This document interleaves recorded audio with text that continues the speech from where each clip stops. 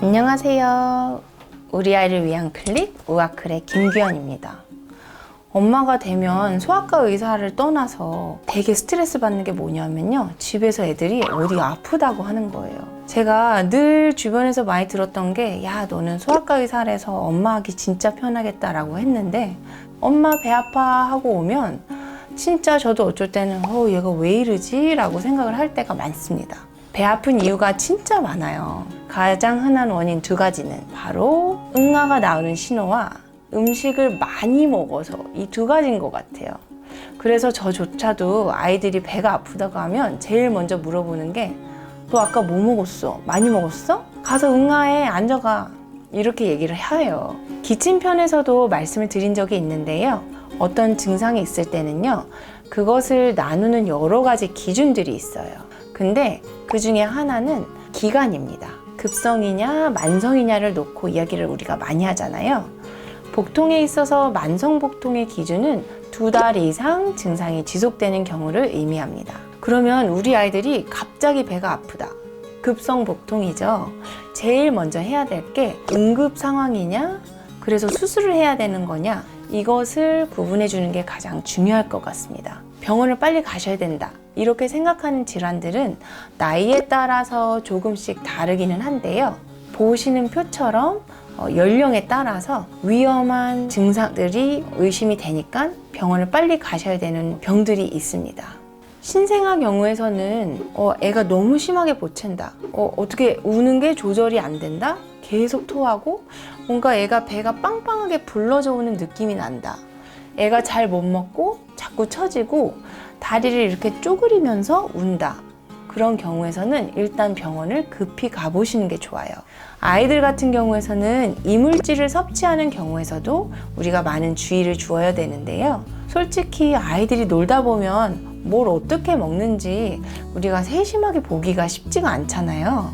그래서 장난감에 보면은 몇 세 이상에서 쓰세요, 몇 세 이하에서는 주지 마세요, 이렇게 써 있는 이유가 다 있습니다.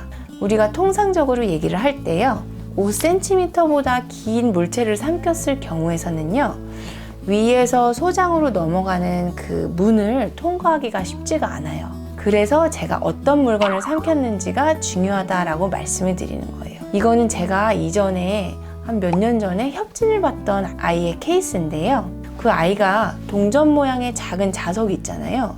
이거를 여러 개 삼켜서 온 아이가 있었어요. 근데 이 자석이 위험한 게 뭐냐 하면요, 이걸 하나씩 따로 시간차를 두고 삼키면 위를 내려가고 장을 통과하면서 자기들끼리 붙어요. 근데 그냥 붙으면 되는데 장벽을 끼고 붙게 되면 그 붙은 부위가 결국에 괴사가 돼요. 왜냐하면 피가 안 통하니까요. 건전지를 삼킨 경우에서도 위장관 벽을 녹일 수가 있거든요. 그래서 특히 조심하셔야 되고, 뾰족한 물건은 뭐 말할 필요도 없지요. 맹장염에 대해서 좀 말씀을 드릴게요. 보통 맹장염이다 라고 얘기를 할 때 우리가 굉장히 주된 증상이 뭐냐면 열이 나고요, 메스꺼우면서 토하는 증상이 많고요, 배 아픈 게 배 중앙 쪽 또는 배꼽 근처가 아프다가 오른쪽 밑에 복부 쪽으로 아픈 게 이렇게 이동하면서 아프다고 하면 굉장히 특징적인 맹장염의 증상입니다. 그리고 오른쪽 밑에 부분을 눌렀을 때의 통증보다 이거를 뗄 때의 통증이 아픈 경우가 아주 전형적인 맹장염의 증상이 됩니다. 장중첩증에 대해서도 좀 알아볼게요. 장중첩증은 포크선장 만안경 뺐다 넣었다 하는 것처럼 장이 이렇게 겹쳐졌다가 풀렸다를 반복하는 거예요. 아기가 우는데 이 울고 보채는 간격이 점점 좁아지고요. 그리고 배가 아플 때 우리가 자세를 잘 보면 다리를 이렇게 웅크리고 끌어당기면서 우는 경우가 많이 있습니다. 그렇게 되면 배가 편해지거든요. 그리고 굉장히 특징적인 거는요, 변에서 빨간색 젤리 같은 크랜베리 같은 그런 것들이 섞여서 나오는 게 굉장히 특징적입니다. 이러한 경우에서는 최대한 빨리 병원을 오셔야 돼요.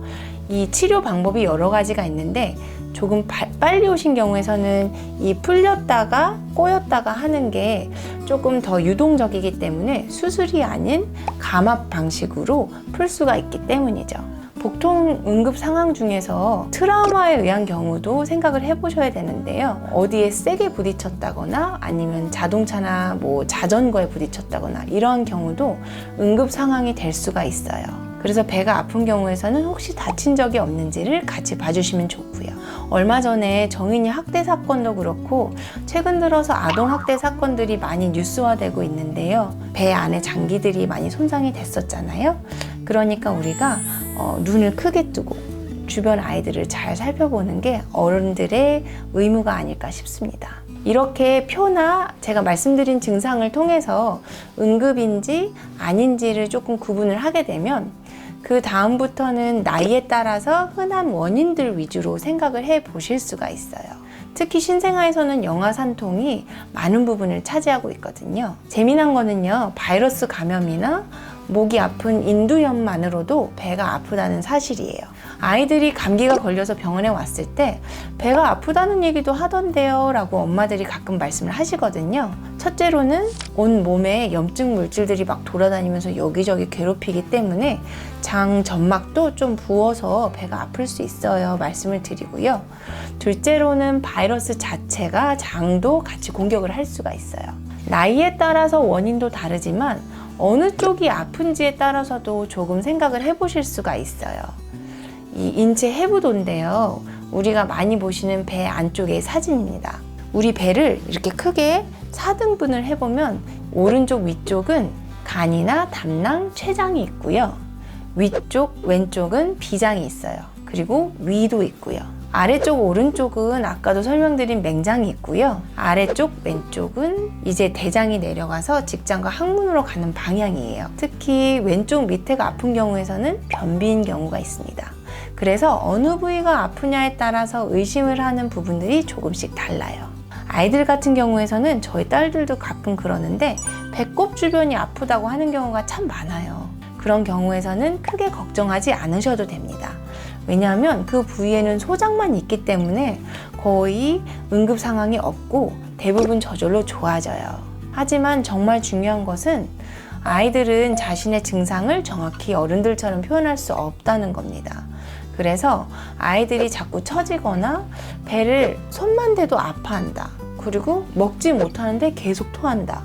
고열이 나는데 배가 너무 아프다고 떼굴떼굴 그른다. 이러한 경우에서는 응급실이나 병원을 가보실 것을 꼭 말씀드리고 싶어요. 우아클과 함께 복통을 공부하셨다면 이제는 배가 아파도 걱정이 덜 되시겠죠? 오늘 내용이 좋으셨다면 좋아요와 구독을 같이 눌러주시고요. 저는 다음 편에서 더 재미있는 내용으로 찾아뵙도록 하겠습니다. 감사합니다.